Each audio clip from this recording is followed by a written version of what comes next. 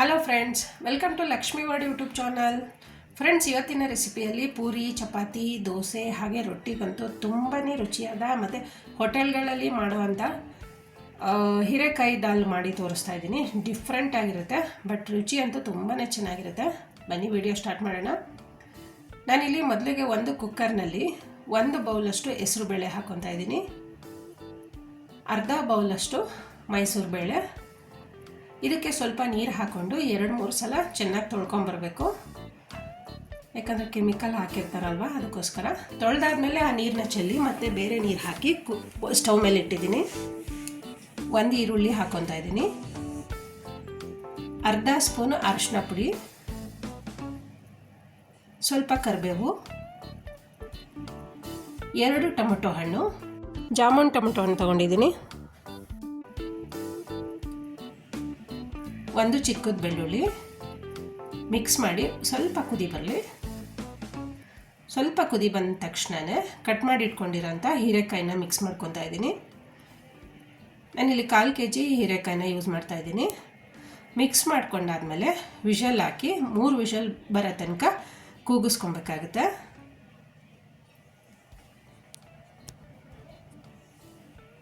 ಮೂರು ವಿಷಲ್ ಬಂದಮೇಲೆ ಏರೆಲ್ಲ ತೆಗೆದು ಓಪನ್ ಮಾಡಿ ತೋರಿಸ್ತಾ ಇದ್ದೀನಿ ನೋಡಿ. ಹೀರೆಕಾಯಿ ಮತ್ತು ಹೆಸರುಬೇಳೆ ಎಲ್ಲ ನೀಟಾಗಿ ಬೆಂದು ರೆಡಿಯಾಗಿದೆ. ಈಗ ಪಕ್ಕದಲ್ಲಿ ಇನ್ನೊಂದು ಸ್ಟವ್ನಲ್ಲಿ ಒಂದು ಬಾಣಲಿನ ಇಟ್ಕೊಂಡು 3 ಸ್ಪೂನ್ ಆಯಿಲ್ ಹಾಕ್ಕೊತಾ ಇದ್ದೀನಿ. ರೋಡ್ ಕೆಲಸ ನಡೀತಾ ಇದೆ, ಪಕ್ಕದಲ್ಲಿ ಡಿಸ್ಟರ್ಬ್ ಬೇರೆ. ಜೊತೆಗೆ ಅರ್ಧ ಸ್ಪೂನು ಸಾಸಿವೆ ಹಾಕ್ಕೊತಾ ಇದ್ದೀನಿ.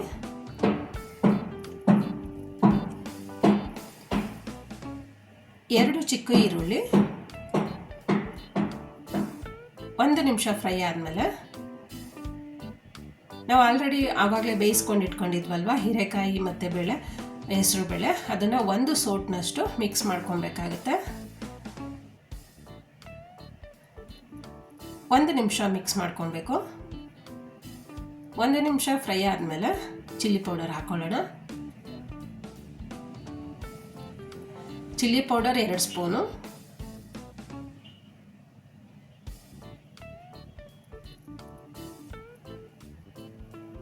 1 ಸ್ಪೂನ್ ಧನಿಯಾ ಪೌಡ್ರು,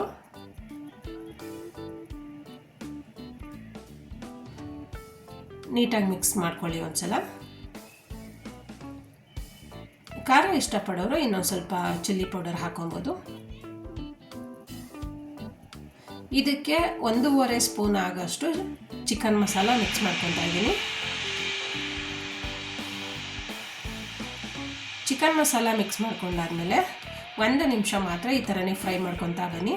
1 ನಿಮಿಷ ಆದಮೇಲೆ ಆ ಫ್ರೈ ಮಾಡ್ಕೊಂಡಿರೋ ಅಂಥದ್ದನ್ನ ನಾವು ಕುಕ್ಕರಲ್ಲಿ ಇಟ್ಟಿದ್ವಲ್ವ ಹೀರೆಕಾಯಿ ಮತ್ತು ಹೆಸರು ಬೇಳೆ, ಅದಕ್ಕೆ ಮಿಕ್ಸ್ ಮಾಡ್ಕೊಳ್ಳೋಣ.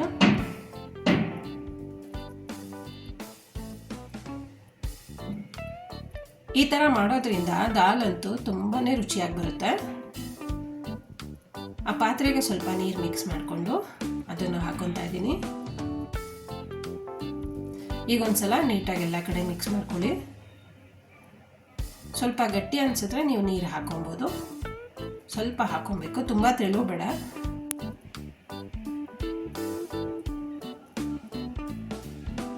ರುಚಿಗೆ ತಕ್ಕಷ್ಟು ಉಪ್ಪು ಹಾಕೊತಾ ಇದ್ದೀನಿ.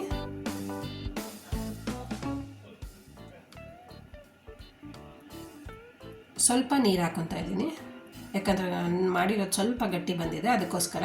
ಇದು ಆರೋದ್ಮೇಲೂ ಗಟ್ಟಿ ಆಗುತ್ತೆ.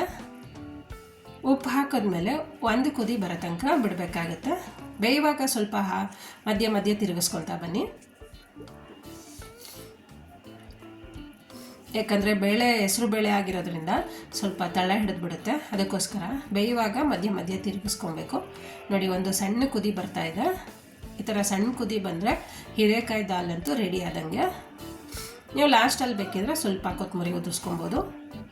ನೋಡಿ ಫ್ರೆಂಡ್ಸ್, ರುಚಿಯಾಗಿರೋ ಮತ್ತು ಸಿಂಪಲ್ ಆಗಿರೋ ಹೀರೆಕಾಯಿ ದಾಲ್ ರೆಡಿ ಆಯಿತು. ಬನ್ನಿ ಸರ್ವ್ ಮಾಡೋಣ. ನಾನಂತೂ ಅಕ್ಕಿ ರೊಟ್ಟಿ ಮಾಡ್ಕೊಂಡಿದ್ದೀನಿ. ನಮ್ಮ ಮನೆಯಲ್ಲೆಲ್ಲ ಅಕ್ಕಿ ರೊಟ್ಟಿ ಅಂದರೆ ತುಂಬಾ ಇಷ್ಟ. ಸರ್ವ್ ಮಾಡ್ತಾಯಿದ್ದೀನಿ. ಫ್ರೆಂಡ್ಸ್, ಇವತ್ತಿನ ಹೀರೆಕಾಯಿ ದಾಲ್ ನಿಮ್ಗೆ ಇಷ್ಟ ಆಗಿದ್ರೆ ಪ್ಲೀಸ್ ಲೈಕ್ ಮಾಡಿ, ಶೇರ್ ಮಾಡಿ, ಸಬ್ಸ್ಕ್ರೈಬ್ ಮಾಡಿ, ನಿಮ್ಮ ಫ್ಯಾಮಿಲಿ ಮೆಂಬರ್ಸ್ಗೂ ಶೇರ್ ಮಾಡಿ. Thank you.